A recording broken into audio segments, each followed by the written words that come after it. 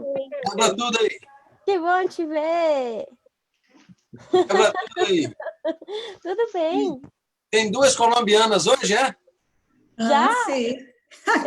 Pois é. Estamos monopolizando. Lindo país.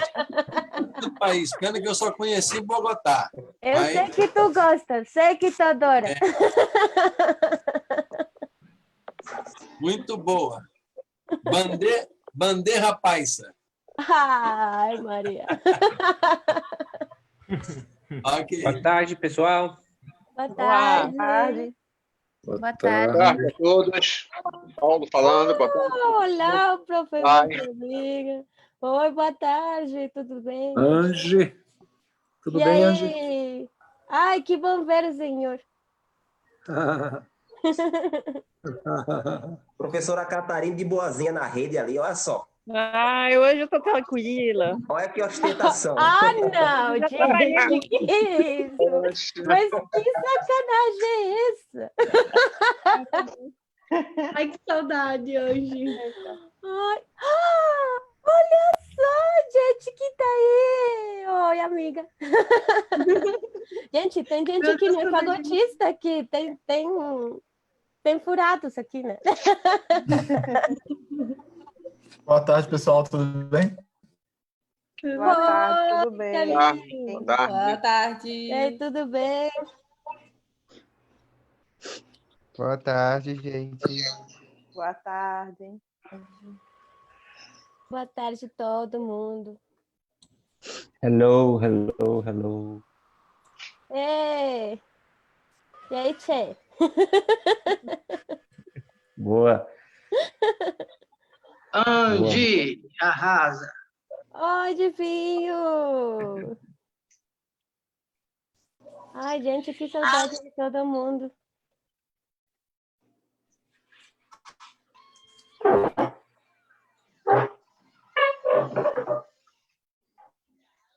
Buenas tardes. Hola, Angie. Buenas tardes. ¿Quién es? Jonathan, de Bogotá, Colombia. Hola, Al mundo. Jonathan, ¿cómo estás? Bien, bien. Súper ansioso por este live. Ah, perfecto. Súper. Olha, Romeu ali só nas palhetas. Olha, o Romeu tá ainda com... Tiene cupo.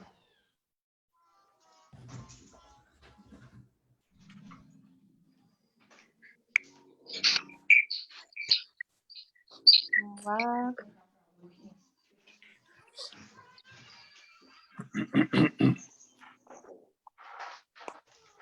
Muito.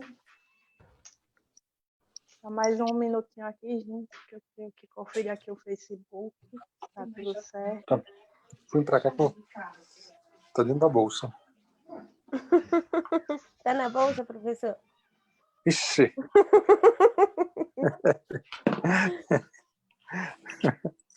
Eu tô em todas as partes. Eita ferro. Não, eu vou desligar esse negócio aqui. Omnipresente. Você ouve muito bem. Eu vou desligar esse negócio aqui. Peraí.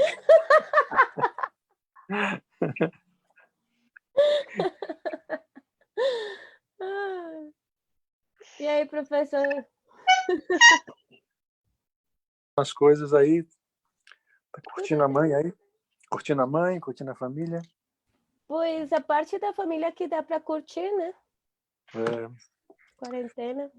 Tem que aproveitar, ué. Pois é, de qualquer jeito eu vou ter que ficar aqui mais um mês, né? Ah, é? É. Eu acho que a partir do dia 10 agora do mês, eles começam a querer voltar.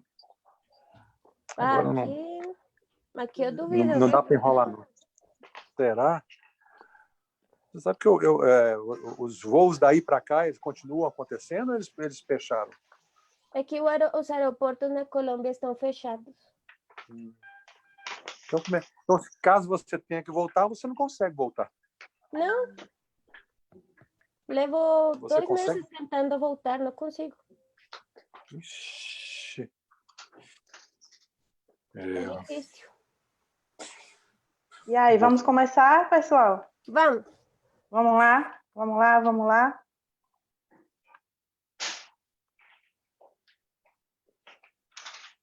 Todos colocando os microfones aí no mudo, por favor, para a gente começar.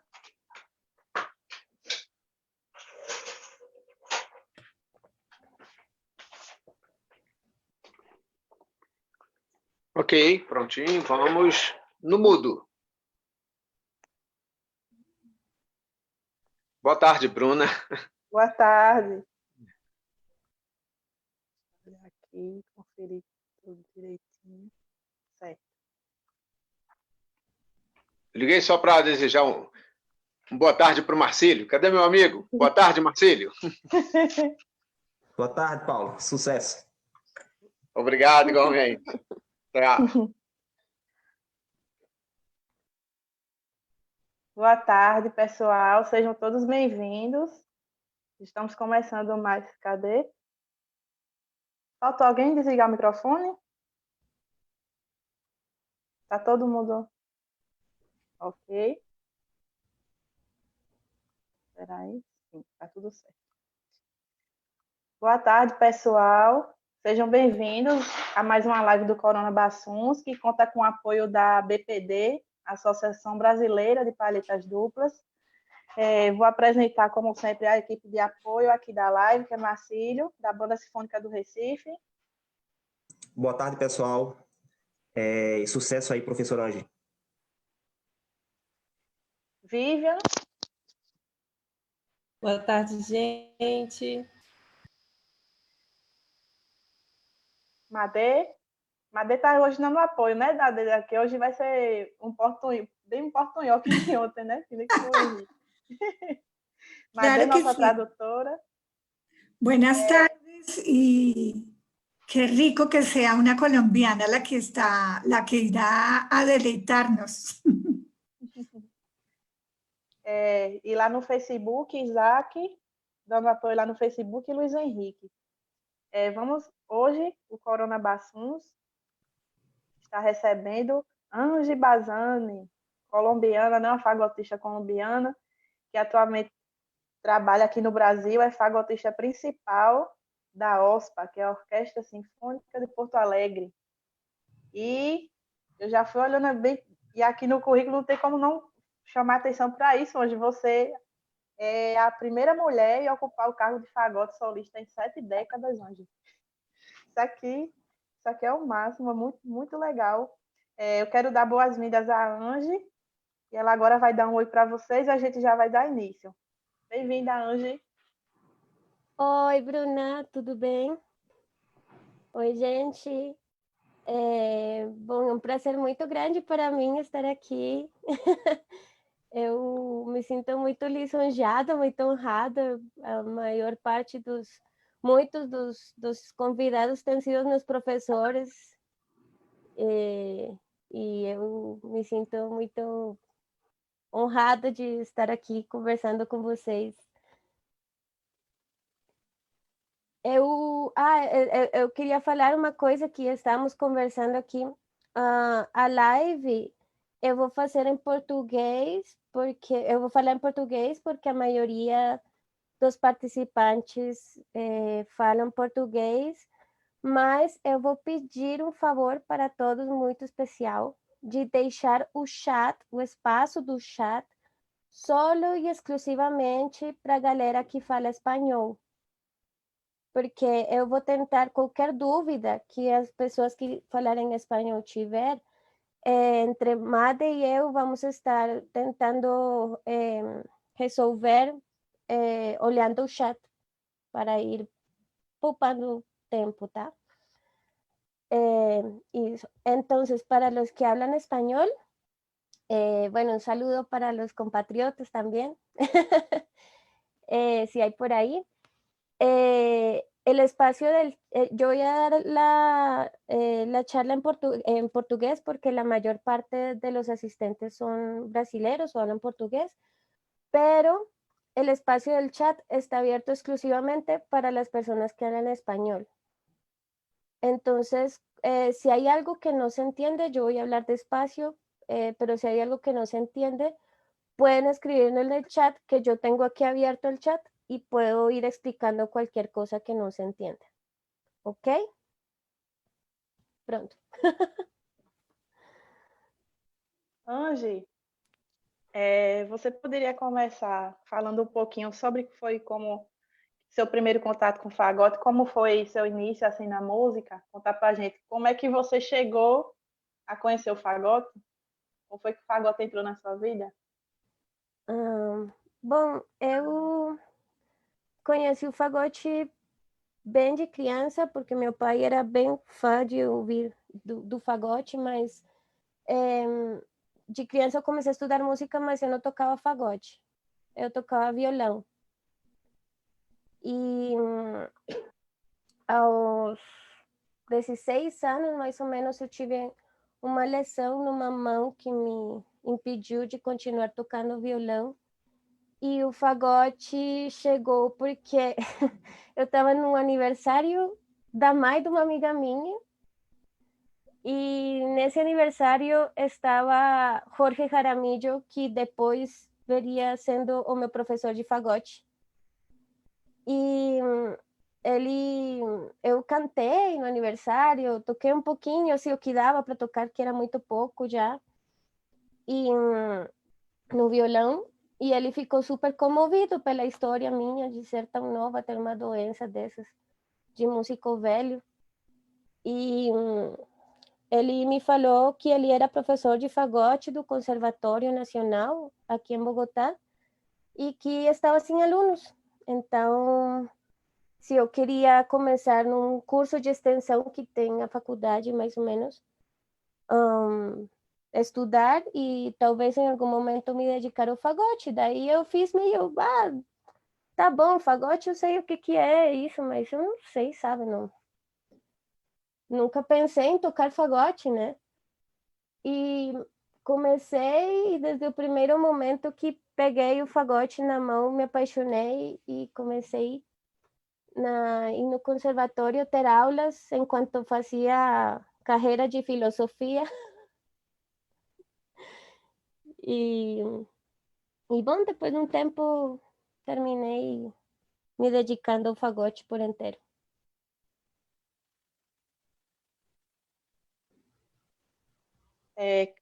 Carlos, você pode fazer sua pergunta agora. Carlos tem uma pergunta para você. Angie, tudo bem? Oi, Carlos, tudo bom? Eu queria te fazer duas perguntas. Vou começar com uma e depois, ao longo da entrevista, tem uma outra que eu gostaria muito de fazer, mas quando for um momento oportuno. Eu não sei se eu falo por todos os fagotistas brasileiros, mas com certeza alguns de nós vão se identificar com isso. Eu sinto que no Brasil a gente tem uma certa ignorância em relação ao que se passa nas orquestras da América Latina. A gente sabe que tem excelentes músicos e tudo, mas a gente não está muito a par do que se passa, quais são as orquestras mais avançadas, em que momento elas estão, se elas estão fazendo turnê, se elas estão com um quadro completo, se elas estão em orquestra de câmara, muitas coisas. E então eu gostaria de te perguntar assim, se você consegue fazer uma pequena cartografia especialmente da região onde você nasceu e onde você começou a sua trajetória. Como é mais ou menos o cenário das orquestras e dos conservatórios do Caribe? Muito obrigado. Ok. Bom, eu posso fazer um mapa desta região, pelo que eu sei. Talvez se eu omitir alguma coisa, alguns outros fagotistas hispanos poderiam me ajudar. No caso daqui da Colômbia, as orquestras principais vêm sendo a Filarmônica de Medellín, que não sei se tem alguém da Filarmônica de Medellín aqui. É uma baita orquestra muito boa, com formação completa, muito bem estruturada.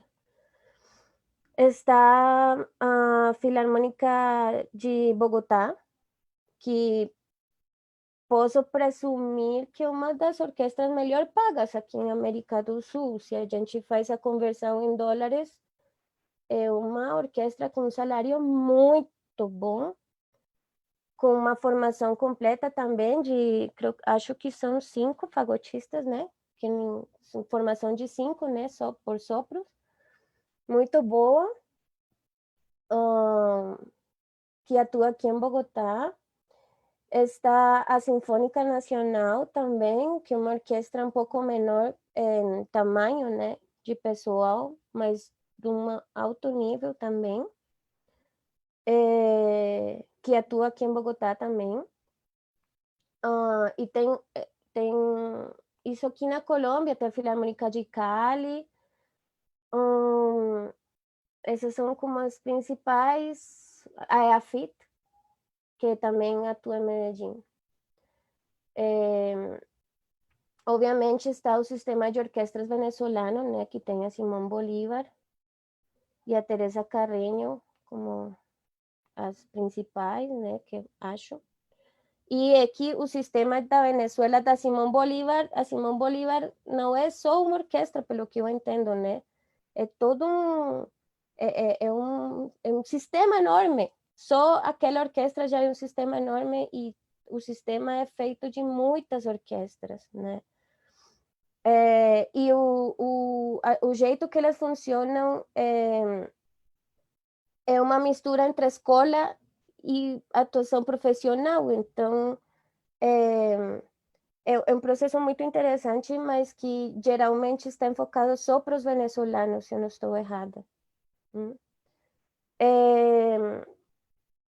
Tem, obviamente, o Teatro Colón da Argentina, né? Que tem a Estável, e que tem a ópera e que tem a orquestra à parte, né? Que também são orquestras incríveis. Incríveis. Tem um brasileiro atuando lá, que muitos de vocês conhecem, que é o Abner. Tem no México, tem a Filarmônica de Jalisco, que é uma orquestra muito boa, também tenho visto gravações, mas num nível muito, muito legal, da Filarmônica de Jalisco. Tem teve uma que eu vi também, uma gravação muito boa da Sagração há pouco tempo. Hoje o nome não lembrei. Mas essas são as que eu conheço mais de nome, assim, né? Em América Hispana, assim. Muito obrigado. Então, a gente pode ver que tem um cenário legal para grandes orquestras na Colômbia, por exemplo. Né? E, não sei, desculpa a minha ignorância, mas acho que, de repente, seria legal também, como é algo que eu não conheço muito, também outras pessoas do grupo não conheçam. Não sei se, de repente, eu estou falando besteira, mas é bom saber que tem orquestras assim, com 5 fagotes, com 5 fagotes no caso de a gente ter uma ideia do tamanho da orquestra, né? E são, em geral, orquestras sinfônicas, ou tem também orquestra de estrutura de rádio ou de ópera. Tem alguma particularidade, ou elas estão mais ou menos no mesmo, na mesma, assim, das orquestras da Colômbia, elas estão mais ou menos na mesma categoria, elas disputam o mesmo público, cada uma na sua cidade? Bom, eu acho que, assim, Colômbia é um país que, em comparação com o Brasil, o tamanho é muito pequeno, né? Em comparação com o Brasil. Eu acho que se a gente junta a Bahia com o estado de São Paulo, já deu. Sim. Mas, e por essa razão, a proporção em número de orquestras também é menor, né? Orquestra de rádio como tal, como de ser uma rádio de Bavária ou alguma coisa assim, não tem, que eu saiba. mas tem, sim, orquestras que não são estáveis, são um pouco mais itinerantes, por temporadas, que fazem, sim, ópera e zarzuela, né? Que a zarzuela é um tipo de ópera em espanhol, né? Espanhola. Ah, que incrível. Então tem uma demanda grande por turnês de orquestra dentro do Não país. propriamente uma turnê itinerante, quero dizer que elas são orquestras que contratam os músicos por certa temporada ao ano, não são Ah, sim. orquestras estáveis. Tem um movimento muito bom, eu não sei se o Faber está por aqui. O Faber é um pioneiro, né, junto com outros colegas, em fazer uma nova orquestra, em exigir que são necessários mais espaços para trabalho de músico e o público. E tem a demanda Né? do público, né? Então, eles estão lutando muito para fazer uma nova orquestra que faz pouco até ganhou um Grammy. Que incrível. Muito massa. Mas precisa de apoio, né? Porque a orquestra não tem uma coisa, não tem conseguido se estabilizar, né? Como for uma filarmônica, uma sinfônica. Mas eu acho que com essa teimosia desse pessoal, espero que sim. Que bom, que bom. Muito obrigado. Obrigada.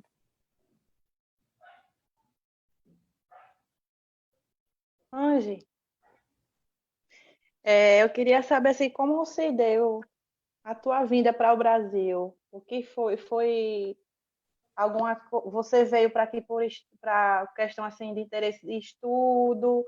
Foi uma curiosidade sua sair do seu país, conhecer o Brasil? O que foi que te motivou a vir para o Brasil? Bom, eu fui convidada para o Brasil por um amigo colombiano que trabalha no Neogibá. Até hoje ele trabalha no Neogibá, professor de trompa, o Orlando Afanador. Nós tínhamos uma banda de sopros, uma filarmônica que chamam, né, no Brasil, acho. E eu tocava com ele, daí quando ele chegou lá em Salvador, que tinha o projeto social, né, Neogibá, estavam precisando de um primeiro fagote para orquestra juvenil e de professor de fagote, né? Porque lá quem toca na orquestra juvenil tem que ensinar também, né?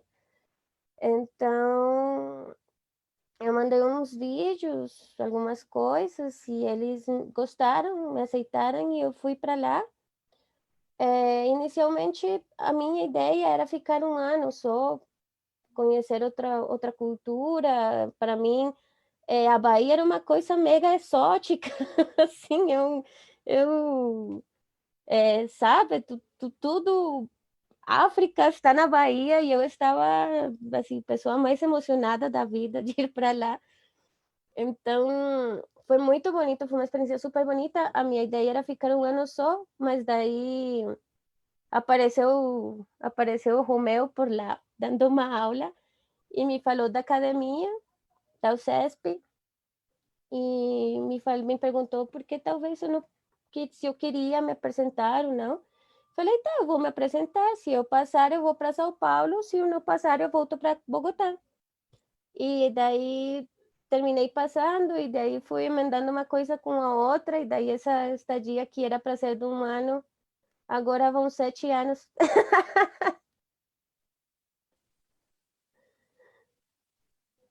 Angie, tem um pessoal aqui te dando um oi pelo Facebook, mandando um abraço. Francisco Via, mandando um abraço. Gonzalo Brusco. Lê. Gonzalo, lindo. Eu queria chamar o Gustavo Prisco agora para fazer a pergunta dele. Não sei se ele está... Oi, Angie, tudo bem? Oi, Gus. Estou aqui. Você tinha comentado que queria falar também sobre a questão de preparação para provas e concursos. Eu queria saber como que você lida com a ansiedade, o nervosismo em provas, em recitais, que é uma coisa que é bem recorrente na nossa profissão.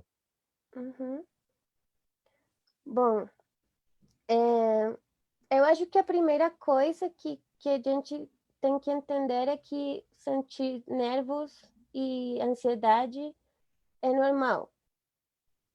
O normal é se sentir assim. Não se sentir assim não é normal. Porque é uma atividade de exposição. Estamos nos expondo. É como todos estamos aqui, daí de repente tu faz assim e todo mundo está olhando para ti, desde seus próprios juízos de valor. Então, é normal se sentir com nervos e com ansiedade. Primeiro isso. Segundo, eu acho que para mim tem funcionado analisar um pouco mais os nervos, analisar essa sensação de ansiedade e tentar fazê-la menor por meio da minha preparação. Eu acho que os nervos, se sentir nervoso tem 4 partes importantes. Uma é a distância que tem entre o desafio que eu tenho na frente e a minha preparação. Quando eu não dei o tempo suficiente à minha preparação para um desafio que é muito grande, este espaço vai me matar de medo. Então, primeira coisa, preparação. Maior o desafio, mais tempo de preparação eu preciso. E não é só preparação de ficar 8 dias por hora estudando, não. É tempo mesmo, tempo de meses, de dias, sim, não é que eu vou fazer uma prova para uma orquestra semana que vem. Até que dá, dependendo da pessoa, mas não é uma coisa ideal, né? Primeiro isso. Segunda coisa é aceitar a situação. Para mim funciona muito. Eu tenho 2 professores que me falaram 2 coisas muito importantes. O paradoxo é que não são fagotistas, são oboístas. Um deles, eu gostava muito de assistir, quando eu estava na academia do CESP, eu gostava muito de assistir as palestras, as masterclasses de outros instrumentos. E uma vez, lembro de uma aula do Washington Varela, que ele falou uma coisa que era assim, que quando ia se apresentar ante uma banca, ele pensava, bom, isto é o que tem para hoje. Não tem mais nem menos do que isso. É isto que tem para hoje e vocês vão ter que me ouvir. Né? E outra ideia também do Alex Klein, que era o fagote é um instrumento, é um objeto. A música não é o fagote que faz, sou eu, e não é o fagote que me controla, sou eu que controlo o fagote. Então, isso para dizer que no momento que estamos numa prova, num recital, não vamos fazer mais do que realmente a gente é e tem. Não existe milagre, nem iluminação divina, nada dessas coisas. Então, eu acho é importante, porque temos que tirar um pouquinho essa pressão em cima de nós, né? Outra coisa já mais técnica para mim, eu tenho aprendido com o tempo que é muito importante a respiração.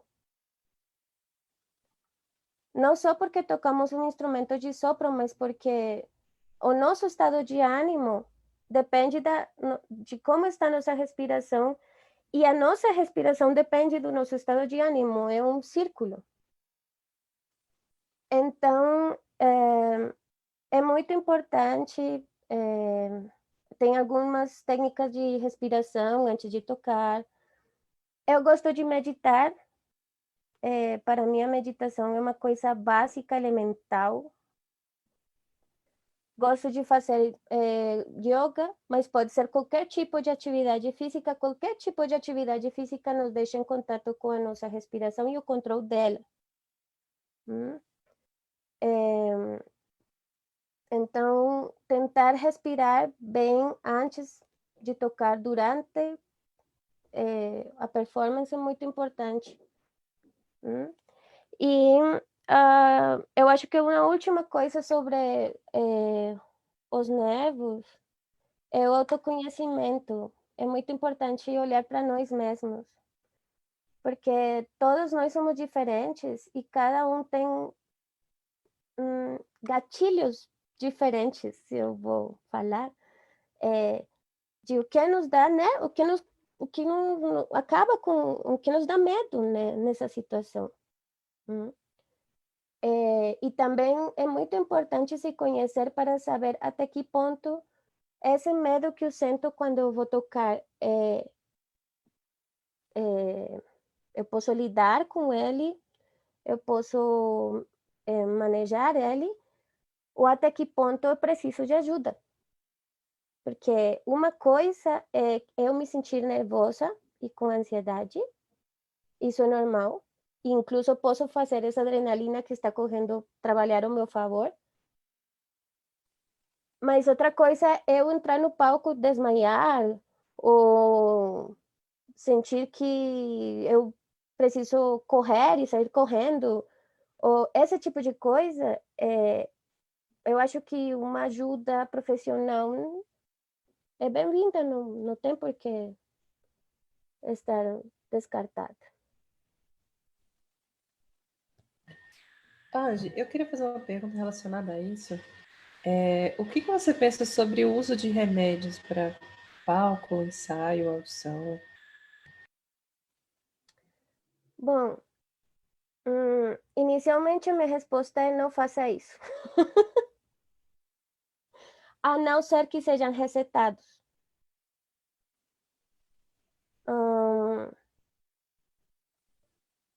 Não faça isso inicialmente porque geralmente os remédios que as pessoas usam para tocar, os que eu conheço são o diazepam, né, que acalma o batimento cardíaco e, portanto, aumenta a nossa capacidade respiratória, né? Quando a gente fica nervoso, o coração bate mais rápido e nós ficamos respirando, né? Isso não ajuda para nada para nós tocar, né? E a Ritalina, né? Que é um remédio para concentração. Olha, eu acho que a pressão que tem em cima de nós, músicos, é tão grande que ela faz nós esquecer que somos seres humanos, né? Porque se não fosse assim, então as máquinas fazem música e as máquinas não fazem música. Por isso que somos os seres humanos que tocamos música. Então, esse grau de perfeição extrema que todos nós temos expectativa de alcançar e que nos deixa tão ansiosos,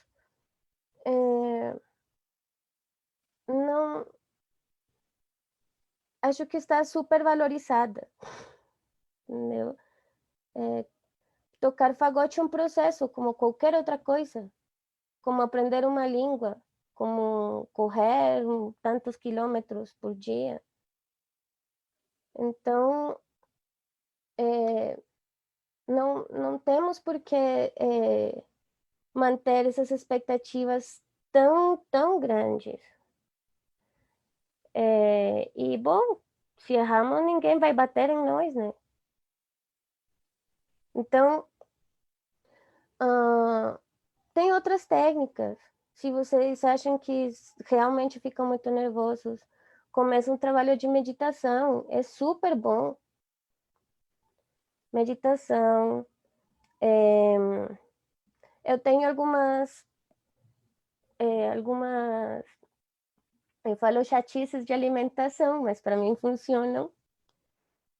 2 dias antes de tocar, eu não tomo café, eu não bebo álcool, eu não tomo chimarrão, bebo muita água.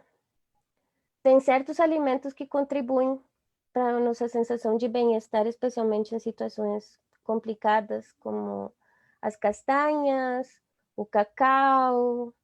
Não é que vão comer uma barra de chocolate 100% leite ao dia, não. Uns pedacinhos de chocolate amargo, semi-amargo.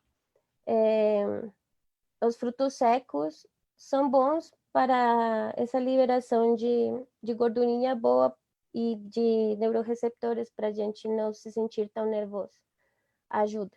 Agora, se é uma receita, se é uma questão já que faz parte de um quadro psicológico e a pessoa precisa, aí é diferente. Eu acho que isso é uma coisa que tem que ser respeitada. Mas temos que ter muito cuidado, porque então no futuro, quando tiver uma competição, vamos ter prova de doping. Sabem? Então, não. Tentar não. Cada um tem seus próprios desafios e temos que ir de acordo com eles. Obrigada, Andy.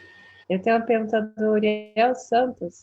Ele diz: durante sua transição com o estudo de fagote, qual foi a sua maior dificuldade? Não te entendi, querida, desculpa. Durante sua transição com o estudo de fagote, qual foi a sua maior dificuldade? Com a transição do estúdio para... Eu acredito que seja quando você estava transicionando de um instrumento para o outro. O que eu tenho são essas palavras. Ah, quando eu passei do violão para o fagote. Eu acho que sim. Entendi certo? Não sei. É assim? É isso? Então, eu acho que sim. São essas palavras que eu tenho aqui. Tá. Que foi o mais difícil? Bom, eu tenho uma anedota muito boa disso, porque eu tocava violão, né? E quando tu é violonista, tocar de cor, tocar lendo, de violonista muito bom. Violonista aprende quase todo de cor, né?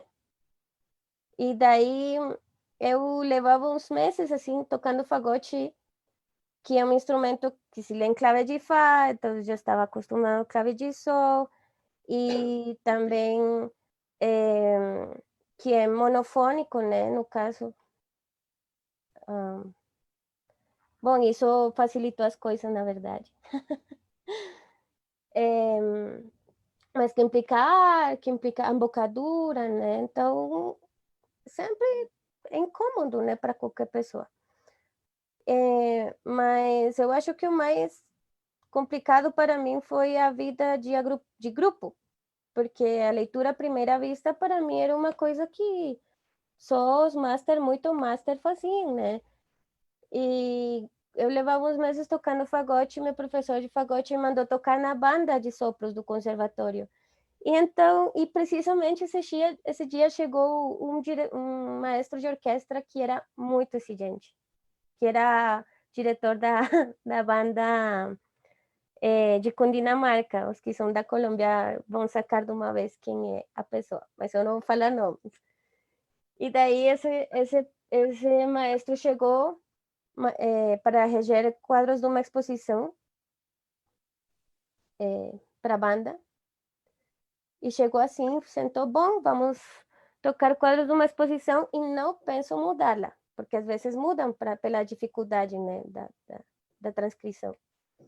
E chegou lá, blá, blá, e eu olhando todo mundo tocar, assim, eu falava, nossa, todo mundo já estava na banda antes. E eu não. E eu assim, olhando a galera tocar e de repente chegou a parte do solo de fagote, né, o cara ficou me olhando. E eu olhando para ele e olhando para mim. E aí eu falei, aí ele parou e falou, bom, agora com fagote. Eu, não, é que eu sou nova. Foi a minha a minha razão, né? Lógica. E ele falou, você é nova? Eu, sim, sou nova. Bravo. Bravo, vamos todo mundo aplaudir a fagotista nova. Bravo, brava, bravo. Nossa, foi terrível, gente. eu chorei no banheiro uma meia hora, eu juro. Mas acho que foi isso, assim, eu não senti muita dificuldade técnica, foi mais como uma questão de adaptação do mundo da música popular um pouco, mas do mundo dos violonistas, né, a música sinfônica, né, o grupo dos sinfônicos. Né?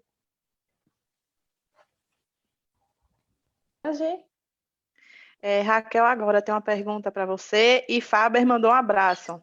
Oh. Ei, Angie. Oi. Tudo bem? Tudo. Sobre concurso também, eu adorei a sua resposta anterior sobre o estado emocional, né? E como lidar com isso, achei bem legal a sua resposta, é mais ou menos o que eu penso. Mas o que eu ia perguntar é sobre um outro viés de concurso. Você está me ouvindo, Angie? Eu estou te ouvindo, sim. Tá, porque sumiu sua imagem. Agora voltou. Então, a pergunta é a seguinte, como que você pensa e organiza o estudo, no caso, para o concurso de orquestra?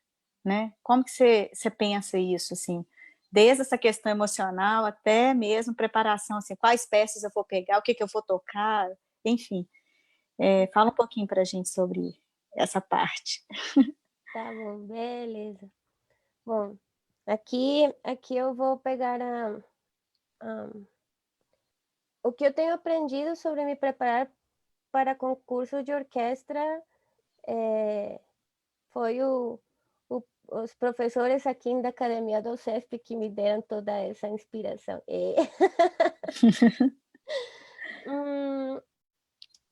Bom, a primeira coisa, eu repito, quando eu vou preparar, quando preparava, ou sei lá se eu vou preparar de novo, quem sabe, uma prova de orquestra, é o tempo. Quanto tempo que eu tenho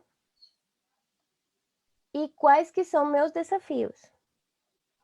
Porque todos nós, se olhamos para si mesmos, sabemos quais são as nossas fortalezas e quais são as nossas fraquezas. Então, para mim, o principal é tempo de preparação. Qual é o tempo que eu tenho de preparação? E em que coisas eu preciso trabalhar mais. Não me confiar das outras coisas, mas que eu preciso dar mais atenção, primeiro. Segundo, uma agenda, gente. Depois de eu calcular quanto tempo que eu tenho para uma prova, eu faço uma agenda, porque eu faço uma agenda desde o meu seguinte dia, que eu vou estudar, até o último dia da prova. Muitas vezes eu não consigo seguir exatamente o que eu planejei para esse dia. Mas eu preciso ter essa guia. Eu preciso ter essa guia, para mim é importantíssimo. Terceiro, eu acho que é muito importante que nós já sabemos qual é o repertório que precisamos geralmente para as orquestras. Sempre vão pedir Mozart, vão pedir uma quarta de Tchaikovsky, vão pedir umas bodas de Fígaro, vão pedir etc, etc. Se estamos em época de estudos, se estamos querendo em algum momento nos dedicar à vida de orquestra, sempre temos que ter isso presente. Não é que chegou o dia fiquei sabendo de uma prova e aí que eu vou começar a estudar Mozart. Muito difícil. Sempre tem que estar aí. Se eu vou estudar staccato duplo, eu vou pegar... porque eu não pego uma quarta de Beethoven para estudar meu staccato duplo. Eu vou estudar afinação, por que eu não pego os intervalos das bodas de Fígaro, né, para estudar um pouco essa afinação desse registro médio? Se eu vou estudar a afinação nos agudos, por que eu não pego, por exemplo, aquele ataque do si bemol do bolero? Isso é muito importante porque aí poupamos tempo. Outra coisa é como que eu planejo essa agenda. Ai, mãe, obrigada. Como que eu planejo essa agenda, mamãe, né? Não é que eu vou estudar 8 horas. Não sei, se consegue, se sente bem com isso, legal. Mas vamos ser realistas. Se eu pegar uma peça para estudá-la, depois de 40 minutos eu não quero saber mais. Por isso que precisamos de tempo em dias, não em horas de trabalho, mas em dias, porque essa minha agenda, ela inclui fragmentos por peças, por solos, para aquecer, para fazer paletas. E entre esses blocos, eu tenho 10 minutos de pausa, eu tomo um chá, eu dou uma volta, eu tomo uma água, porque não podemos nos desgastar desse jeito assim. Não é saudável isso para nossa cabeça. E, por último, muito importante, coisas básicas, né? Dormir bem, se alimentar bem, atividade física é básica. Um dia da semana que não se é fagotista. Eu acho que é importante isso. Obrigada. Adorei. Que bom. Angie, tá me escutando? Mande. Sim. Eu estava vendo aqui no teu currículo que você participou de concursos, né, como solista, foi primeiro lugar no concurso nacional juvenil de fagotistas da Colômbia. Você participou da Mori Competition na Suíça em 2016 e foi semifinalista na competição Gustavo Nunes no Uruguai. Aí a minha pergunta assim, como se preparar para esse tipo de concurso e como você vê esse ambiente de concurso, você sendo estrangeira? Bom, a vida, o que eu acho da vida de concurso? Eu já tenho estado em 2 posições frente aos concursos. Uma delas, por um tempo, eu nunca gostei, porque tem gente que não gosta, né, dessa dinâmica de concurso especificamente de fagote, né? Porque é uma pressão muito grande que muitas vezes está incluso por cima do que nós fazemos como músicos, né? Que é fazer música para um público, né? Isto vai muito mais lá do que fazer música para um público. Aí sim estamos falando de estándares muito altos de perfeição e não só de perfeição, porque não sei se existe perfeição no que a gente faz, mas estándares muito altos de estándares, sabe? De uma coisa que se supõe que está estabelecida. Então, em alguma época eu nunca gostei disso, mas tem outra faceta que é os concursos são uma muito boa, muito bom pretexto para trabalhar muito e se aperfeiçoar.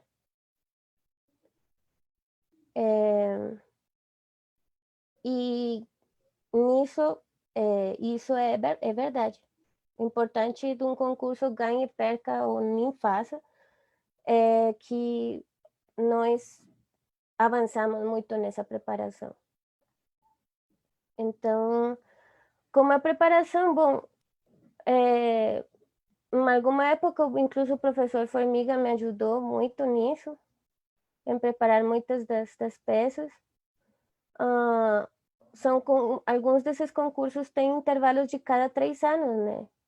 E tem gente que 3 anos antes está estudando para o seguinte.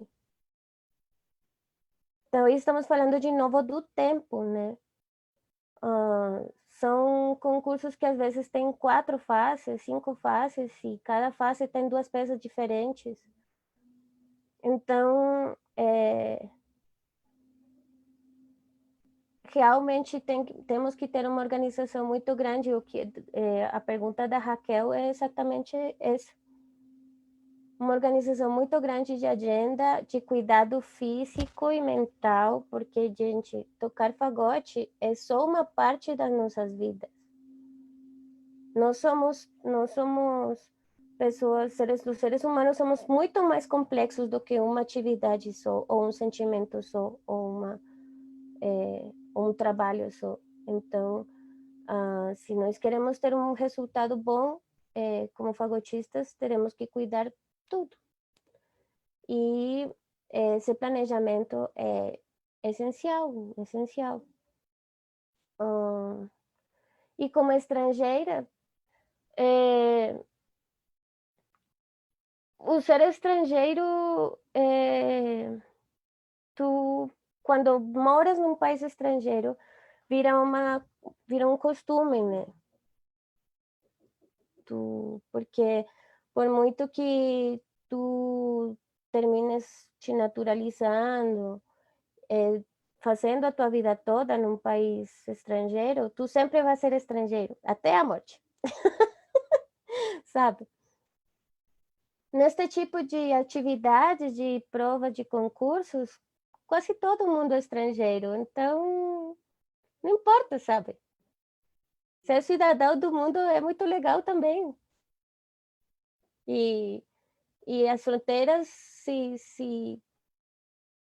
as fronteiras não existem mais nesses casos, né? Eu acho isso inspirador, né? Porque, na verdade, é assim que deveria ser desde o meu ponto de vista, né? Então, é isso. Obrigado. Jonathan tem uma pergunta agora para fazer. Pode fazer, Jonathan. Hola, allí de nuevo. Hola. Tengo 2 preguntitas. La primera es, ¿cómo fue ese proceso de adaptación una vez tú llegaste a la Academia de la CESPI en cuanto a la práctica del instrumento? Y por cuestiones, por ejemplo, como las cañas. Sabemos que aquí en Bogotá la altura que manejamos es totalmente diferente a la altura de Sao Paulo. Esa es la primera por ese lado. Y en cuanto a si has tenido la oportunidad en conciertos o recitales que has hecho allá en Brasil, de exaltar la música colombiana, tanto académica como tradicional. Ok. Bueno, esta la voy a responder en español, perdón. La adaptación a la academia fue lenta y muy enriquecedora, porque yo digamos que ya venía un poco acostumbrada a un ritmo grande de estudio, porque en el conservatorio, ya en la Nacional, el profe era súper exigente. Pero en la academia de la UCESPI fue todavía más. La exigencia es muy grande y esa exigencia que viene de muchos lados. No es solamente que te tenga que ir en la clase de fagot, que además era clase de fagot, clase de contrafagot y de cañas, ¿sí? Con los profesores de la academia que son súper exigentes, sino que también hay clases de historia, en mi caso, de la clase de lengua portuguesa, pues imagínense, me provocaba. Había clase de alemán en mi época, había clase de inglés, había música de cámara, muy exigente también, pero era buenísimo porque mis compañeros yo los amaba y amaba tocar con ellos. También había que tocar en los ESPI. Yo fui súper afortunada porque confiaron muchas veces en mí y me apoyaron mucho y toqué mucho en la orquesta. Toqué varias veces y eso para mí fue lo mejor porque es una orquesta que el primer ensayo ya es de grabación y realmente fue la mejor experiencia, sí, tocar en los ESPI con tanta regularidad. Cada vez ellos me daban un poco más de confianza y cada vez era un poco más, daba miedo, pero era una súper experiencia. Y bueno, todo el ambiente alrededor de la OSESPI, era obligatorio ir a los conciertos, tanto, bueno, claro que a veces, o sea, la mayor parte de las veces iría así no me obligaran, obviamente. Y entonces fue como adaptación a mucho trabajo, pero al mismo tiempo de muchas cosas increíbles y fue una súper experiencia. Sobre las cañas, bueno, pues yo afortunadamente tuve al profesor Formiga al lado todo el tiempo regañándome porque no hacía bien las cañas. Entonces, realmente aprendí muchísimo con ellos sobre la elaboración de cañas. No solamente adaptar mis cañas a Sao Paulo, porque de Bogotá a Sao Paulo sí hay mucha diferencia, sino también a adaptar las cañas a un nuevo proceso de aprendizaje, que fue una cosa muy bonita. Entonces siempre fue muy acompañado eso. Y ¿cuál era la última parte de la pregunta? Es una pregunta un poco diferente. Va más enfocada hacia si has tenido la oportunidad en tus conciertos o recitales. Sí. Sí. Ok. Sí. Especialmente en los últimos 2 años, porque he asistido a varios eventos en que se necesita más presencia de la cultura suramericana. Entonces he tocado con Faber. Faber es un compañero mío que hace unos arreglos y compone lindísimo para fagot. Entonces tuve la oportunidad en el último encuentro de fagotes de tocar un dúo con Faber muy chévere. Los que vieron les gustó mucho. Tuve también la oportunidad de tocar alguna pieza de Faber en un recital. He tenido la oportunidad junto con una amiga colombiana que no sé si me estará viendo, con Gina, que es una flautista de Cali, que vive en Porto Alegre también, de tocar algunos pasillos. Y bueno, la verdad es que tengo un proyectico, pero todavía no puedo decir nada porque estoy sin fagot y no he podido empezar a estudiar. Pero sí tengo un proyecto futuro muy chévere, no solamente con música colombiana, sino para exponer música nueva, música de gente joven. Super, Angie, muchas gracias. Gracias. Agora eu queria chamar a Caterine para fazer uma pergunta. Oi. tá me Olá, ouvindo, Andy? Cadê? Tô te ouvindo. Flor. Você tá boa? Tô boa, e você? Beleza, te perguntar uma coisa difícil. O mundo orquestral, em geral, não só no Brasil, mas acho que mundialmente ainda, é um meio muito machista, né? Um ambiente muito dominado por homens. Você, enquanto chefe de naipe, mulher, como é que é a sua experiência ali na orquestra? O que você recomendaria para as jovens mulheres que estão se preparando para a carreira orquestral? Uhum. Bom, é um tema polêmico, mas eu gosto muito de trazer ele à colação, porque eu acho que era uma coisa que antigamente não se falava. E agora estamos falando disso, e isso é importante.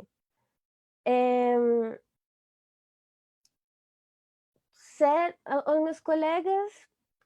vamos começar por isso. Uma orquestra é um grupo super plural. Tem de tudo. Tem gente que pensa de todos os jeitos possíveis. Então, o meu naipe, ele é muito diverso também. E eu sou a única mulher do naipe, o que não faz tão diverso como deveria, mas tenho colegas que são muito abertos, muito serviciais, muito tranquilos, e tem outros colegas que realmente dá para ver que ter uma chefe de naipe mulher cria um problema para eles.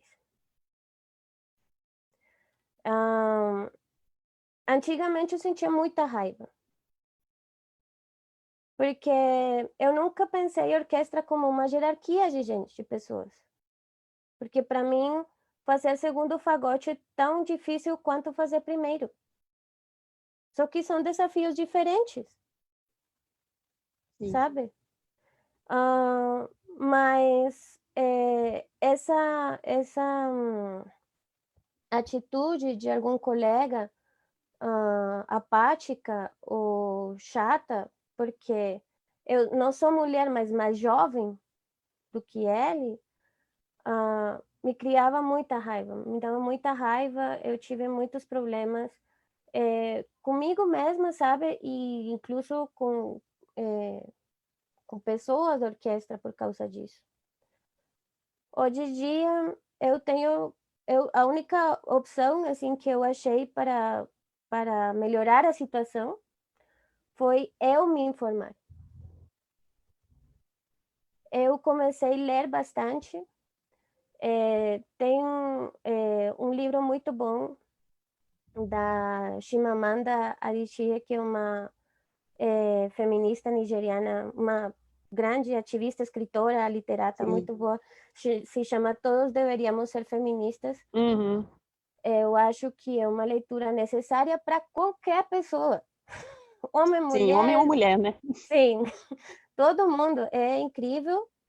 E tem um livro muito bom de uma escritora que se chama Judith Butler, que se chama O Gênero em Disputa. Sim. Gente, é fantástico.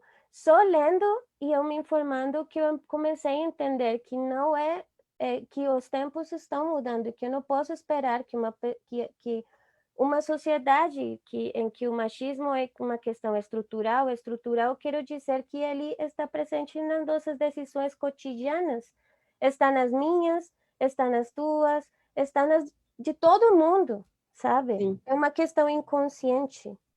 E por isso não podemos castigar as pessoas, sabe?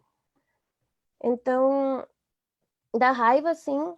Às vezes eu tenho perdido a paciência, mas tem me ajudado a entender que só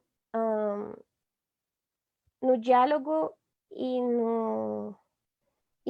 mostrando que realmente não importa nosso gênero, o que importa é realmente o que nós fazemos na orquestra. Uhum. É que vamos conseguir trabalhar. Sim, a questão da competência e do mérito, né? Exatamente. Eu acho que é importante isso. eu tenho agora que uma coisa que veio com a vida profissional tem sido ter alunos, né? E uma coisa que eu falo, especialmente para as gurias, é que temos muitas vezes vimos de uma criança, de uma cultura que nos permite desistir, as mulheres nos permite desistir muito fácil das coisas, porque por exemplo, muitas vezes lares em que tem uma figura de autoridade muito forte, em que a menina não pode sair, não pode fazer isso, não pode fazer aquilo, então a princesinha que eu levo, que eu trago, que não pode tomar decisões, que não pode... Então, quando eu vou dar aula para meninas, às vezes, quando elas têm um desafio, na frente desistem.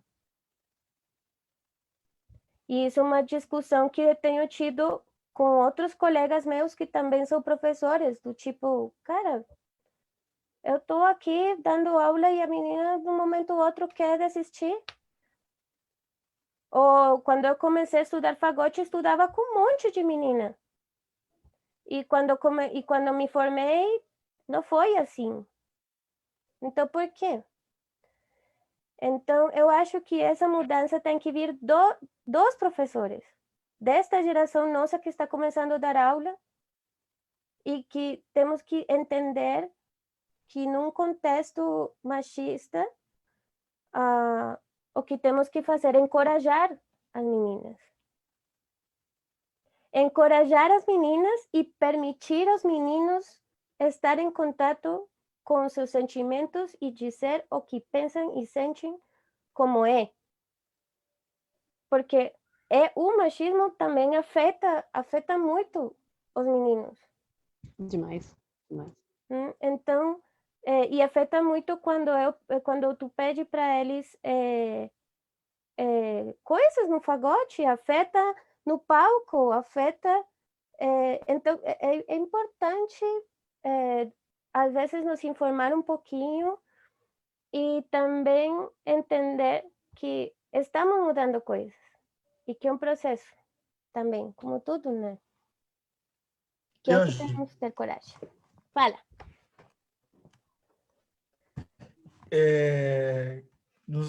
Gostaria de complementar um pouquinho. Eu ia mandar a mesma pergunta, mas aí a Catherine já também gostaria de fazer essa pergunta, né?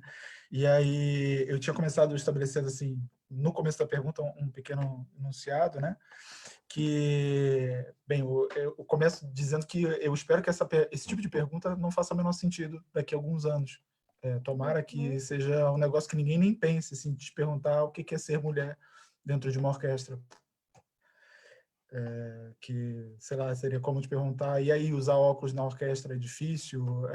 Ter cabelo preto, passando... Como é que isso muda a maneira que você toca? Mas aí a gente ainda não está nesse ponto, né? Mas eu acho que nos últimos anos tinha uma barreira invisível que aos poucos vai sendo quebrada, né? No Brasil a gente já vê a Ariane, a Catarina, a Clarissa, a Raquel em cargos de liderança dentro de orquestras, o que é algo que há 30 anos atrás seria impossível ou seria inimaginável. Tem outros lugares do mundo, que é, por exemplo, a Filarmônica de Nova York, tem a Judith Leclerc. Aqui na Suisse Romande, na Orquestra Suisse Romande, dividindo o cargo de solista, né? Tem 2 solistas da orquestra, o nosso querido Afonso, né? E a Céleste Marie Roy, que também é uma excelente fagotista, uma personalidade incrível, uma super artista. E tem a Rachel Gall na London Symphony. E uma das coisas mais interessantes que aconteceram nos últimos anos, a meu ver, nesse ponto, foi uma mudança um pouco espetacular, que de todos os instrumentos da Filarmônica de Viena, que é uma orquestra constrangedoramente atrasada, né? no ponto de vista, e tipo, uma das enormes orquestras, das grandes referências do mundo, o som que eles fazem é uma coisa mágica, uma das grandes usinas de música do mundo, e eles constrangedoramente, salvo engano da minha parte, não tinham nenhum primeiro solista dos instrumentos de sopro. E a Sophie Dervaux chegou e mudou isso espetacularmente, e a gente espera que as orquestras do futuro sejam mais mistas. Então, eu espero que isso seja um futuro em que esse tipo de questionamento, e realmente você vê o quanto de meninas que começam a estudar o fagote, meninas, e o quanto de mulheres que você tem como profissionais. Realmente existe algo no meio que vai travando, assim, é muito triste você ver talentos, indivíduos que querem se expressar, que querem trabalhar. Mais do que a gente bota muito o negócio da expressão, da arte, né? Mas é trabalho, tipo, levar o pão para casa, fazer a sua competência, estar inserido no mundo, ganhar o seu dinheiro. É triste que ainda seja um caso de que a mulher se sinta tendo que lidar com questões tão diferente do que o homem tem que lidar. E também achei super importante o fato de você mencionar as dificuldades que o machismo impõe aos homens também. A dificuldade que se tem de falar sobre fraqueza, sobre falar sobre estar com os colegas, sobre ser mais um, sobre você não ser necessariamente todo o tempo dizer eu sou o cara, eu sou fodão, não sei o que lá. Esse tipo de masculinidade tóxica. Espero que, de repente, daqui a algum tempo, a gente consiga ter tipo, gente tocando nas orquestras, e não esses personagens que as pessoas colocam essas máscaras de eu sou a mulher tal, eu sou o homem tal. Não sei se está um pouquinho... Mas obrigado pelo comentário e pela partilha da sua experiência com esse ponto. Não, obrigada a ti, Carlos. Eu super comparto a tua opinião. Eu sonho com esse dia também. É meu sonho de princesa. Porra! Acabei princesa? com tudo. Caraca! Acabei com tudo. Já acaba a lágrima. Não, mas é verdade, é verdade.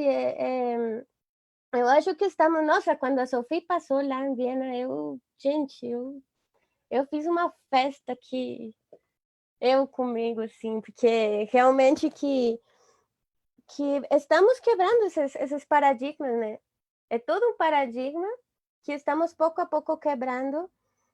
Cometemos erros dos dois lados, porque é novo, porque não sabemos como nos comportar muitas vezes, sabe? Mas eu acho que com o tempo e com parceria entre homens e mulheres, vamos conseguir superar esses complexos chatos, sabe? Eu, às vezes, fico pensando, tipo, coitado do meu colega que tem que estar mostrando o tempo todo que é um macho alfa e então não consegue estar tranquilo e estar satisfeito com seu trabalho. Assim como também eu tenho sentido muita raiva, às vezes, por ter que demonstrar a mais e fazer a mais. E sempre meio que ser grossa, às vezes, me comportar de um jeito que eu não gosto de me comportar, para me levarem a sério. Sabe? Então... É difícil gerenciar isso, né? Porque, inclusive, para o homem fica realmente um ponto de tipo, caramba, ela te deu uma ordem, uma mulher? Caramba, como é que pode isso? Você vai deixar? Eu não acredito. Que absurdo. Não. E aí, para a mulher também lidar com o tipo, falar as coisas normalmente, tipo, é isso, olha, vamos fazer desse jeito. Também não deve ser simples. Né? Exatamente. Mas vamos lá, eu sei que a gente vai conseguir. O livro da Judith Butler se chama Gênero em Disputa. Muito bom, gente. Super recomendado. Baita livro. Obrigado. Ange. Obrigada. Já? Ange, tá me escutando? Tô. Primeiro, Alma Libre mandou um oi para você, lá do Facebook. E a próxima pergunta agora é do Jadiel, que ele está aqui na sala com a gente. Pode fazer sua pergunta, Jadiel. Olá, Angie. Vocês conseguem me ouvir? Tô te ouvindo. Vou fugir um pouco dessa questão mais polêmica e tal. A minha pergunta ela tem a ver com musicalidade. A gente sabe que os aspectos técnicos e musicais eles são interdependentes, mas eu queria saber assim como é que tu pensas essa questão do aspecto musical geral, que são aqueles que os professores passam para a gente, e o teu sentimento. Como é que tu coloca os aspectos musicais gerais e o teu sentimento na hora de tocar um solo ou na hora de fazer ou tocar na orquestra e tal? Ok. Entendeu? Que boa pergunta. Muito bom. Eu acho que o sentimento a gente sempre tem que ter, né? De outro jeito, não faz muito sentido a gente ser músico. Mas eu acho que quando somos estudantes, quando começamos a estudar e enquanto estamos estudando, temos que ter um pouco de contemplação, ser mais observadores do que ser executadores, sim? Me explico. Para conseguir tocar uma peça, conseguir tocar um excerto, onde eu mesma vou colocar como que eu sinto e quero que a música se expresse, eu preciso de critério. E o critério, ele só se consegue com experiência e aprendendo e observando. Então, eu acho que é muito importante, sim, nós mesmos ter uma proposta. Na verdade, se tu faz uma prova, por exemplo, sempre certos estándares, certas coisas que estão já estabelecidas. Mas o que muitas vezes te dá a mais com outro candidato é o que é a tua parte nesse Mozart, ou nesse solo, sim? O que te faz especial? Mas aquilo que te faz especial não pode ser sair totalmente da casinha, porque... E se vai sair da casinha, tem que ter uma razão para sair da casinha. Não pode ser eu quis. Agora, se eu sou o Sergio Assolini, eu posso, claro que eu posso, sabe? Se é daquele jeito, ele pode, porque ele é ele, né? Um cara que já não tem nada que demonstrar, né? Mas quando estamos aprendendo e quando estamos fazendo nossos primeiros recitais, quando estamos na faculdade ou quando estamos fazendo uma academia e que estamos num processo de nós construir e de saber o tipo de fagotista que eu quero ser, temos sim que nos ater a uns estándares primeiro, uns critérios primeiro, ouvir muita música, ouvir muitos fagotistas, não só fagotistas, mas muita música, sabe? Se eu vou tocar um Bach, eu preciso saber qual é o contexto, sabe? Que momento histórico,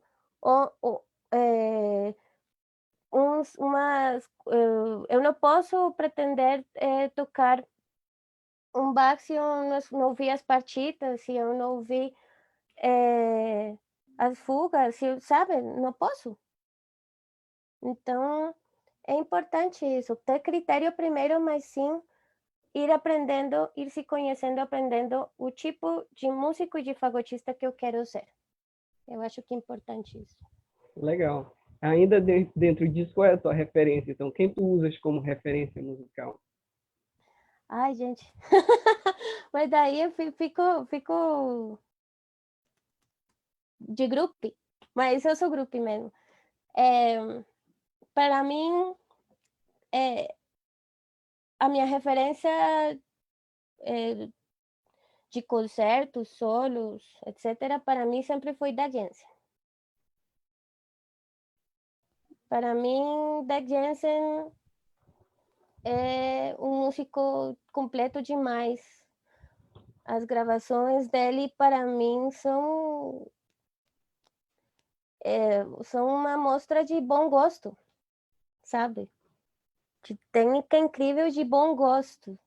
Então, para mim, Dag Jensen sempre foi uma referência muito grande.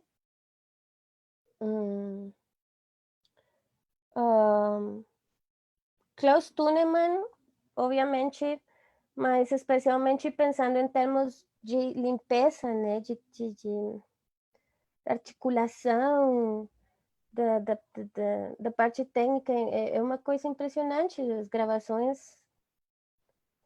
E, obviamente, entendendo que gravação é uma coisa,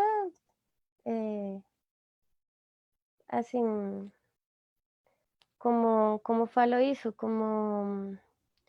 Não enganosa, porque, obviamente, ele não engana ninguém, né? Mas é uma coisa como ideal, né? Fica um pouco sintético, né? Na gravação, hoje em dia, tu consegue mexer muita coisa, mas também, por exemplo, dependendo da peça ou dependendo do que eu vou tocar, as referências mudam. Quando eu comecei a olhar Jolivet, o Maurice Allard, é que não tem igual, né? Ele toca fagote francês, é um som de fagote francês, mas a técnica dele não, até hoje não vi nada assim, sabe? Então, eu acho que as referências podem mudar dependendo do que a gente está querendo tocar, mas para mim uma referência de fagotista muito completo sempre foi o da Jensen. Ok, muito obrigado, professora. São minhas dúvidas. Obrigada.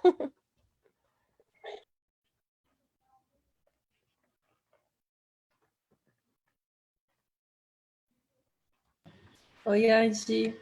Oi. Eu não sei como fazer essa pergunta. Certo. A pergunta é do Alex, do interior de São Paulo. Uhum. O que pesa mais, a qualidade do instrumento ou a dedicação do candidato? É possível ter um bom timbre, um timbre aceitável de um instrumento inferior? Não sei se seria o caso de citar, mas, por exemplo, um instrumento chinês. Eu sei porque ele fez essa pergunta. Ai, Alex. Bom, é polêmico, sim, porque obviamente que um instrumento melhor faz muita diferença. Um instrumento profissional, ele vai nos dar mais flexibilidade, mais agilidade e mais projeção, especialmente projeção, né? A madeira tem tudo a ver. A vibração da madeira tem tudo a ver. A afinação dos instrumentos profissionais, eles são trabalhados para isso, né? Por isso que são caros. Mas não dá para confiar tudo num instrumento. Porque, de novo, é um objeto. É um instrumento, é um meio para. Eu acho que essa pergunta o Alex fez porque talvez ele sabe que eu entrei na academia da UCESP com fagote chinês. Eu consegui meu fagote que eu tenho hoje em dia por ajuda do professor Formiga quando eu estava na academia. Então, fiz a carreira toda com fagote chinês. Obviamente que do fagote original não ficava nada, porque esse fagote foi um luthier pegou e refez, assim, mais ou menos. Ele era muito, ele estava bem, era como um Frankenstein. Mas com os anos ele virou Frankenstein. O nome dele era esse, Frankenstein, tadinho. Mas eu fiz muita coisa com ele. E no momento que eu passei para um fagote melhor, bom, foi como andar de Fusca a vida toda e pegar um Ferrari. Então foi muito bom. No todo, eu acho que em questão de profissional, em meios muito profissionais, obviamente que o instrumento é principal, assim, é básico ter um bom instrumento, pelo menos de uma gama alta. Mas eu acho que enquanto estudamos, o que estiver a nosso alcance está bem. E é isso, é o que tem, de novo. É o que tem e vamos lá, né?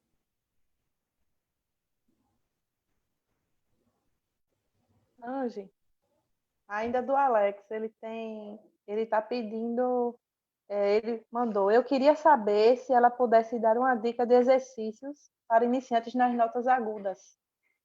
Iniciantes nas notas agudas. Ok. Bom, eu acho que aí eu ia precisar de uma ajuda do professor. Mas realmente o importante quando tocamos notas agudas é entender que para emitir uma nota aguda não podemos apertar a embocadura. Que não se trata de apertar a embocadura, se trata de ar e de impostar a boca. Ô, professor Formiga, me ajuda aí. Opa.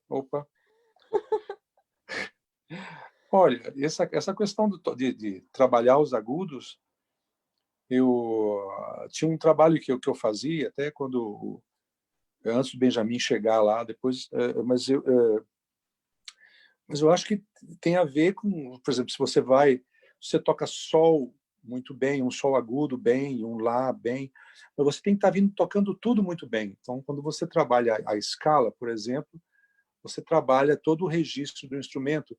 Claro que você aí tem que se observar realmente a embocadura, né, que são um dos fundamentos. E o resto é ir soprando. Então, quer dizer, se você faz escala, trabalha a escala como tem que ser trabalhado, você vai ficar, se você vai até o sol, até o lá, trabalha bem, mas chega uma hora que, para você tocar o si, é uma nota só. Então, se está tudo vindo muito bem, se você está soprando muito bem, até o lá, é só uma posição a mais que você vai colocar, e eu acho que você vai passar de registro. Mas você tem que estar tocando tudo muito bem, tudo muito de uma forma madura. O que não dá... por exemplo, fazer um obradous ou um alar, onde vamos cada vez adicionando mais notas. Mais notas, Se a no pessoa nosso registro. Se a pessoa é limitada, ela tem que entender onde está o limite dela e trabalhar bem. Se eu toco até o lá, então, mas trabalhar o lá sem apertar, você vai soprar mais, você vai apoiar mais. E eu acho que aí os saltos são de grau. Aí agora, a semana que vem, você tenta tocar o sol mais o lá. Na outra semana, você toca o lá mais o si. Eu acho que é uma coisa a gente comendo mingau pelas beiradas, né? Trabalhando. Mas eu acho que tem que estar tudo muito maduro. Não pode ficar saltando. Ou você pegar uma escala, trabalhar, ou pegar um livro de escala, por exemplo, o alar é maravilhoso, mas você começa a tocar o dó, quando você chega no fá, que já é próximo ali, ele vai até o fá agudo. Quer dizer, tudo bem que se você chegasse, eu acho que você já tem que ter trabalhado tudo para passar para um livro desse, mas tem livros que você pode ir trabalhando corretamente, trabalhando o cantabile no agudo, que já é uma preparação para outras notas, né? Você toca, por exemplo, o Cracamp, o De Vos mesmo só trabalhava com Cracamp, quer dizer, só trabalhava não, ele usava muito o Cracamp. E o Cracamp, você vê que os estudos eles não vão tanto, mas eu acho que nesse meio tempo, enquanto não chegam os agudos, a gente está amadurecendo e trabalhando bem esse registro agudo, porque, na verdade, se eu estou num si agudo, para eu tocar um dó agudo, é só eu tirar um dedozinho, assim, e você não precisa nem pensar no dó, ele vai, quase que vem. Claro que você vai com mais ênfase nele, mas eu entendo, como eu trabalho, com quem eu trabalhei, eu acho que a pessoa tinha problemas, é claro que é difícil, você vai quebrar a cara no início, mas se você está tocando muito bem o lá, eu acho que tem que usar a cabeça também. Depois você incluir o si, passar uma semana trabalhando lá e si, fazendo exercício de sonoridade para acostumar, para a boca acostumar, a pegada, né? E eu acho que aos poucos. Mas existem outras técnicas, outros professores aí, eles podem dar outros caminhos para se trabalhar o agudo, mas não pode ficar saltando. Eu acho E uma que coisa que tem que tirando no trabalhar escuro. sempre. Tem que Vai ficar sempre trabalhar sempre. frustrado. O agudo, o registro agudo é um registro que nunca podemos parar de trabalhar. Até hoje, assim, sempre, e sempre vai ser assim, eu acho. A minha rotina de aquecimento e tem uma parte de aquecimento técnico, e eu sempre vou ter que fazer um trabalho no agudo. Eu faço muitas vezes com algum método, geralmente eu uso o alar, eu vou rotando, né, fazendo como um rodízio de método no meu aquecimento. Às vezes eu pego o alar, outras vezes eu pego o Jean-Pierre. O Jean-Pierre, ele é mais de resistência, né? Vai passando, mas ele pega tudo, né? Mas o Maurice Salard, para o iniciante, ele já vai ré, vai no ré agudo, mi vai no mi agudo, fá vai no fá agudo. Aí arrebenta, né? Então eu acho que existem livros mais didáticos, Gluck, são livros mais didáticos que não é que você não vá trabalhar isso, mas por enquanto você amadurece, você tem autoconfiança, né? Quando você está dominando, aí você pode passar para outros livros que exigem mais, que vão trabalhar mais o agudo. Mas acho que tem o tempo certo, né? Então, é verdade. E a paleta certa também. Também é importante. É importante ter uma paleta que não seja muito fraca na base, né? Porque se a paleta ela é muito fraca na base, ela vai fechar. E nesse momento o agudo vai falhar. Então, é importante isso. Obrigada, professor, porque imagina. em questões de iniciação eu ainda preciso aprender.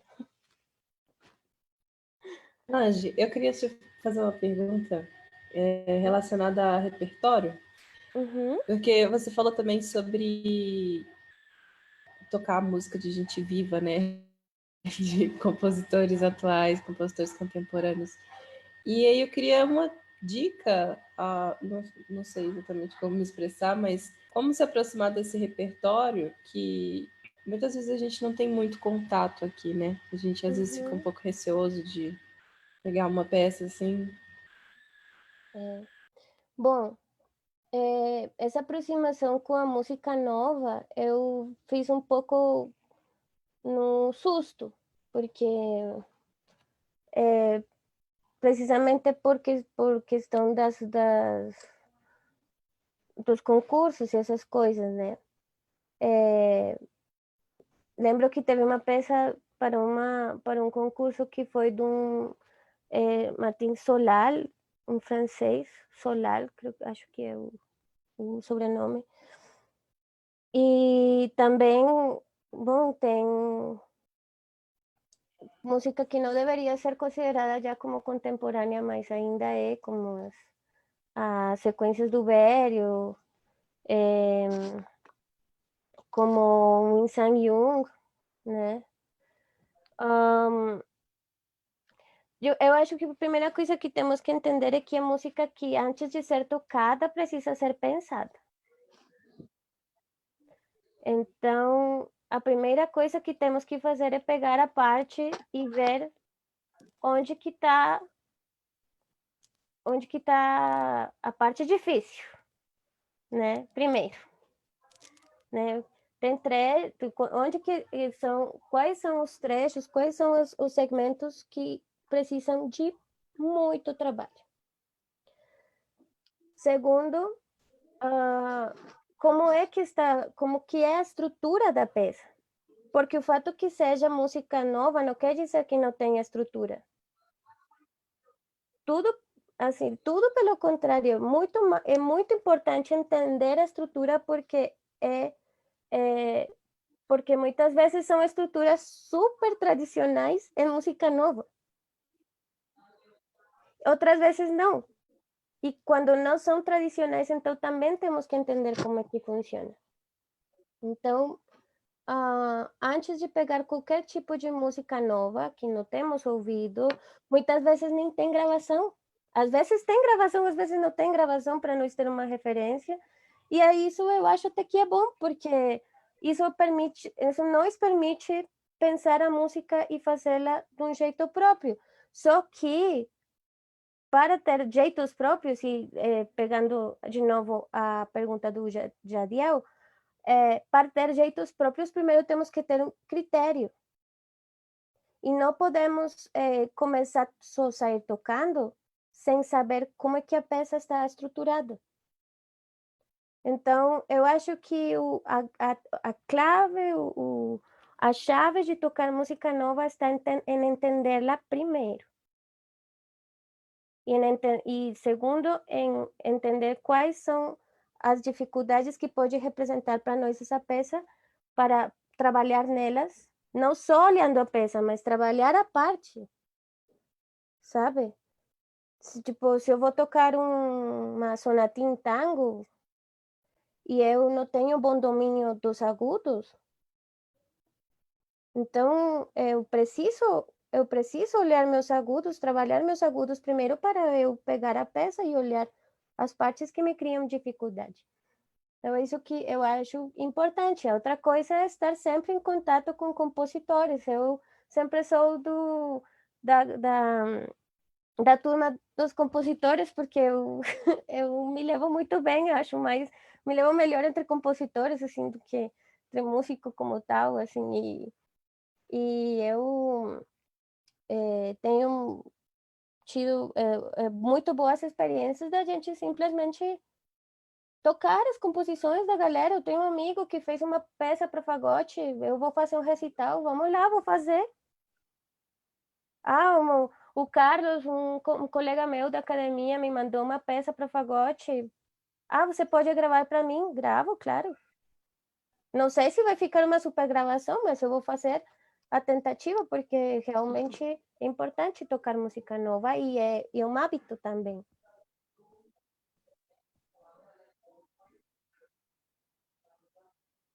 É isso. Obrigada, Angie.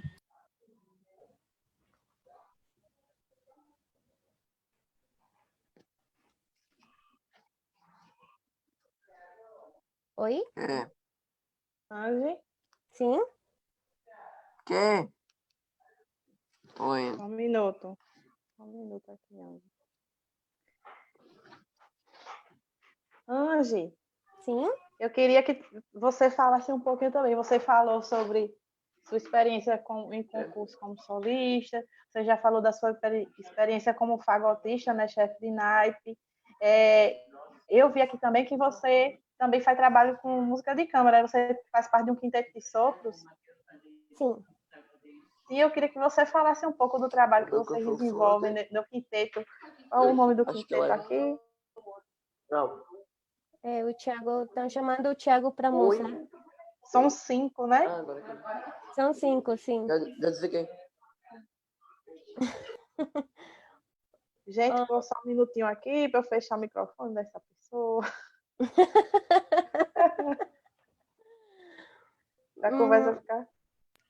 Desculpa pelo microfone ligado. Tá bom. Bom, o trabalho de música de câmara é muito importante para qualquer músico. E para nós de fagotistas, quinteto de madeiras, né, de sopros, é uma baita experiência porque é um desafio muito grande, que são instrumentos muito diferentes, não é como um quinteto, um quarteto de cordas, um quinteto de metais, que os instrumentos são muito parecidos entre si, então eles se misturam muito bem. O quinteto de madeiras são instrumentos com timbres muito diferentes. E além disso tem uma trompa, né, no meio. Então, é um trabalho muito importante. Eu tenho uma fortuna muito grande de trabalhar com músicos muito, muito bons, e não só que tocam bem, mas que temos uma relação boa. Temos muito respeito mútuo, e a nossa dinâmica de trabalho é muito boa por isso.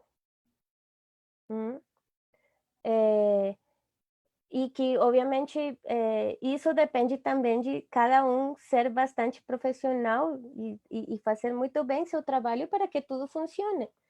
Então, isso é muito importante. Qual o desafio de tocar em quinteto de madeiras para um fagotista? Muitas vezes pecamos por tocar muito forte e muitas vezes pecamos por tocar muito piano. Então, o desafio do quinteto é aprender a ter um balance entre os outros instrumentos para saber qual o grau da minha dinâmica, porque não é só que na parte que fala piano que eu vou tocar piano, o que é para mim um piano, mas eu preciso tocar um piano em referência à trompa.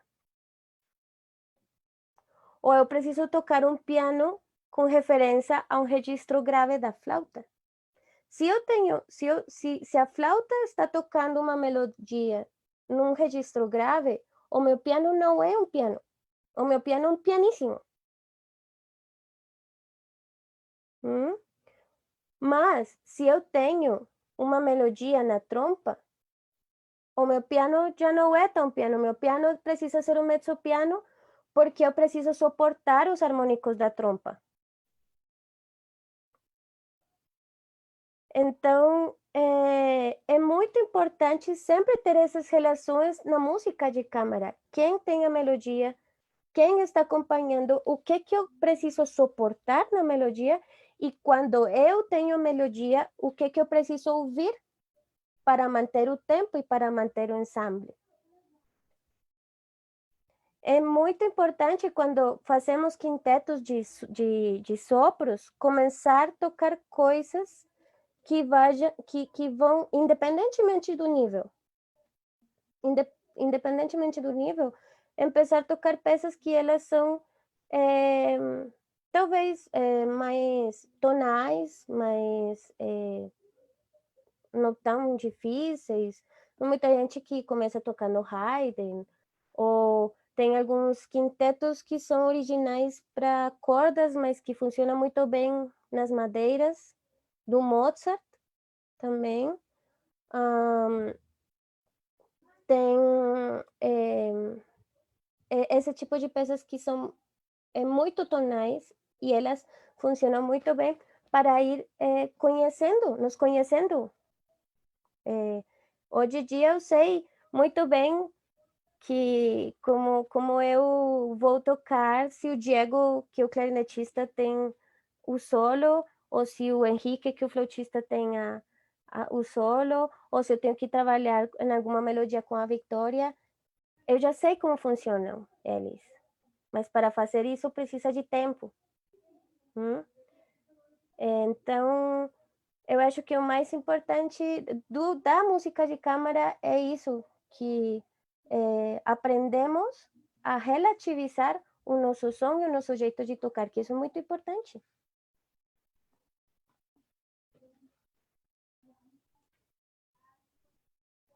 Ok, muito obrigado. Agora o Wesley tem uma pergunta para fazer.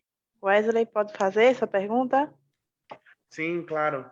Oi, Angie, tudo Oi, bem? Wesley, querido, tudo bom? Tudo bem. Já que também é um assunto muito importante que você trouxe aqui sobre a preparação de orquestra, eu queria perguntar sobre a questão do probatório. Quando você estava na época, como que você fazia a questão do seu preparamento de repertório, lidar com toda aquela situação de sendo julgado toda hora, né? Porque você está num ambiente, né? E aí até essa questão também você respondeu sobre o nervosismo, mas a minha questão mais é sobre essa questão do preparamento musical, porque você não conhece como o oboé toca, você não conhece como o flautista toca, como o clarinetista, então como você ter essa faceta de resolver, sabe, esses questionamentos. Obrigado. Bom, é uma pergunta muito boa, né? Porque muitos sabemos que tocar bem a prova é uma coisa, mas passar o probatório é outra. Eu mesma não passei um probatório uma vez. Assim, é uma questão complicada. Porque o probatório, ele depende, na parte musical, depende especialmente disso que o Wesley fala, de como que eu musicalmente me adapto à orquestra, né? E na parte social também tem uma parte de como é que eu me adapto a trabalhar com estas pessoas. E as duas partes num estágio probatório são igualmente importantes. Então, musicalmente falando, eu acho que a gente tem que entender que é um grupo que já está conformado e que já se conhece. Então, temos que entrar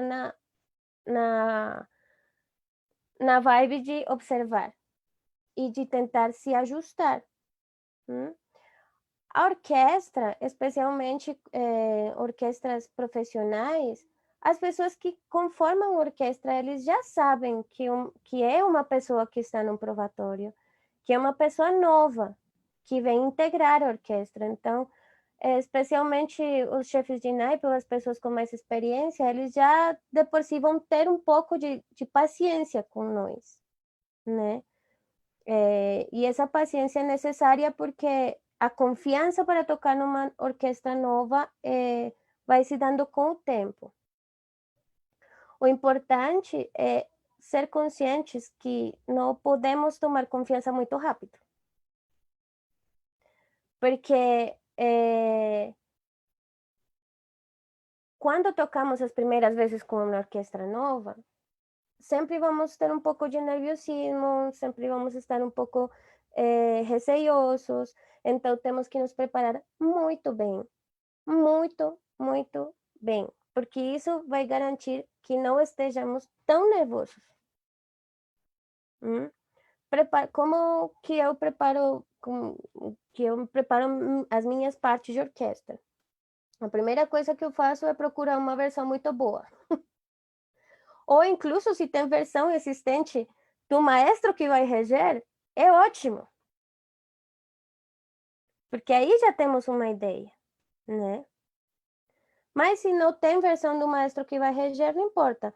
Eu procuro uma versão muito boa.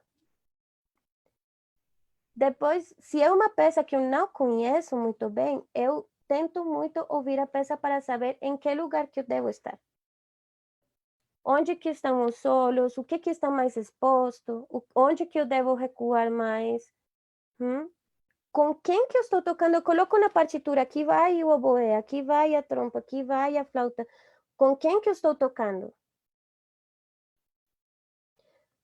Essa primeira parte é uma preparação de uma parte de orquestra. Já a parte mais técnica depende dos trechos, das coisas que eu escolhi para preparar. Isso me dá muita segurança. na hora de tocar. E muito mais num primeiro fagote que estás tão exposto, né? Então, isso me dá muita segurança. Mas é muito importante não perder isso com o tempo. Porque eu já vi gente sair do estágio probatório na última parte do estágio probatório. Porque simplesmente se confiou, falou, pronto, eu já terminei aqui, já sou da orquestra, todo mundo gosta de mim, eu gosto de todo mundo, e isso aí. E não, o nosso trabalho, ele deve ser sempre o melhor possível. Ter paletas boas. Eu sei que é difícil. Eu sei que é fácil dizer, ai, não, eu tenho que ter paletas boas. Não, não é fácil, não. Mas eu gosto muito, tem uma aula do Oledal no Play with a Pro, onde ele fala sobre as paletas.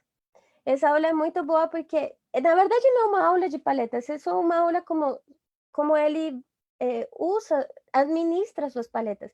E ele tem uma parte que ele mostra a sua caixinha de paletas e fala, eu tenho paletas crianças, adolescentes, adultas e velhas.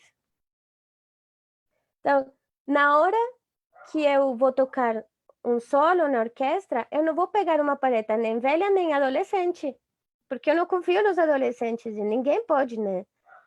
Então, eu tenho que pegar uma paleta adulta que me dê confiança. Eu não faço muitas paletas, eu não sou de fazer muitas paletas, mas eu todos os dias faço paletas. Quer dizer, eu todos os dias abro minha caixa e fiscalizo onde que estão as velhas, as maduras, as adolescentes e as crianças. E vou fazendo essa rotação, né? Essa escalação de paletas, porque isso me garante que eu sempre tenho boas paletas para tocar. Então, e a parte social também é importante, né, gente? É um grupo que já está conformado, com suas dinâmicas sociais conformadas, e é outra parte em que temos que nos colocar na parte de observadores mais do que participantes muito ativos, porque é um grupo que já está feito, né? Então, às vezes, quando somos novos, pecamos muito por isso. Porque somos inexpertos nessa parte. E eu acho que é bom saber isso, porque podemos desbalancear esse ecossistema, sabe? E isso as pessoas não gostam disso. Então é importante também pensar nessa parte. Muito obrigado, Ange. De nada. Ange, chegamos ao final, conseguimos. Todos tiveram suas perguntas respondidas. Que bom! Então, isso é muito bom, conseguimos atender a todos que mandaram suas perguntas. Eu quero agradecer a sua presença aqui, agradecer por ter aceitado o convite. A Ange foi também uma das primeiras pessoas que eu conversei. Eu conversei ela pelo WhatsApp, já foi indicação de Israel, foi teu amigo lá da orquestra que trabalha contigo, né? Trompista. Sim, o Israel. E ela me ajudou. Os primeiros contatos dos professores foi Ange que me passou, e eu agradeço. Aí dali, Ange desencadeou nisso tudo. Está acontecendo agora. Assim, eu te agradeço por isso e pela presença aqui, por contar um pouco da tua experiência, assim, como fagotista, em orquestra, não só como na função de fagotista, mas você como mulher também, assim, pelo menos para mim é muito importante ter assim referências.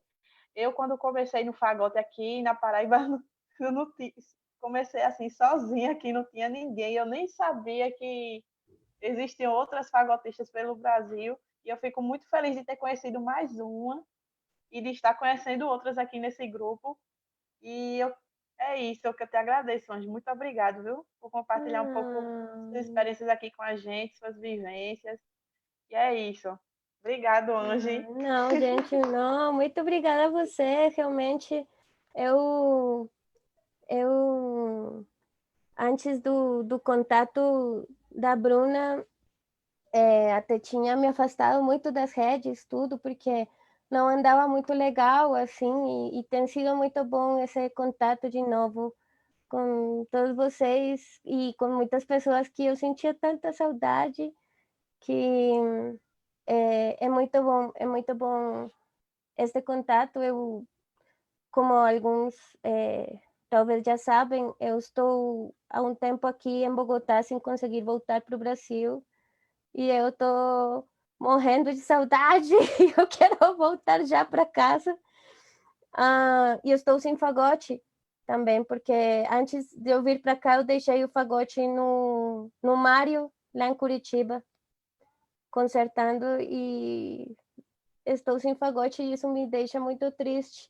Então eu agradeço muito este espaço para compartilhar com vocês, porque me dá um up, um gás, mesmo que não tenha o meu fagote, estar falando com fagotistas. Muito bom. Obrigada. Parabéns, Ange. Obrigado por hoje, viu? Obrigada, Ange. Saudade de você. Saudades, querido. Se cuida muito, não vai dar bandas por aí, por favor. E amanhã a gente está aqui na live com o Alexandre Silvério, viu, gente? Muy bien, Angita, Ange maravilhosa. Genial. Gente. Um beijo muito grande a todos. Ange.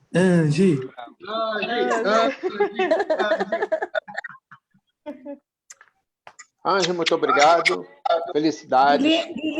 Até a próxima. Felicidades. Vai, Madeira. Madeira quer falar. Graças a todos. Claro que sim. Desligando.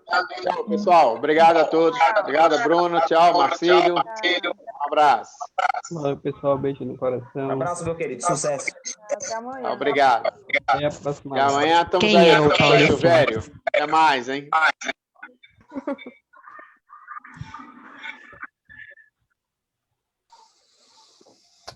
Tchau, Ange.